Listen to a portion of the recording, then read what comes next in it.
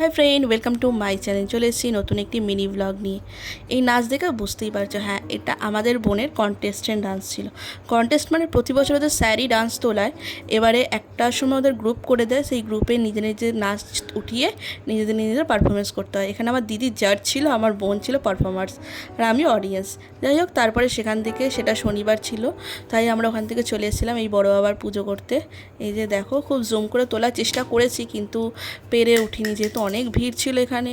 আর দেখছো কত ভক্তরা সব এখানে বসে আছে। আর আমরা তারপরে অঞ্জলি টঞ্জলি দিলাম। এখানে পুজো করতে অনেক রাত্রি, আর যেহেতু এটা বড় বাবার জন্ম উৎসব ছিল, তো তাই সকলেই করে। আমি ওই উপোসটা করি, ওই যে আমি এক কোণের দিকে চুপটি বেড়ে বসে আছি। তারপরে পুজো ফুজো করে নিয়ে তারপরে আমরা বাড়ির দিকে চলে গেলাম। আর এখানে জানো, এবছরে 49তম, পরের বছর এখানে 50তম জন্মবার্ষিকী হবে। তারপরের দিন এখানে রাখি ছিল, এই যে রাখি বেঁধে দিয়েছিলাম সবাইকে, দিয়ে দিনটা শেষ করলাম। টাটা।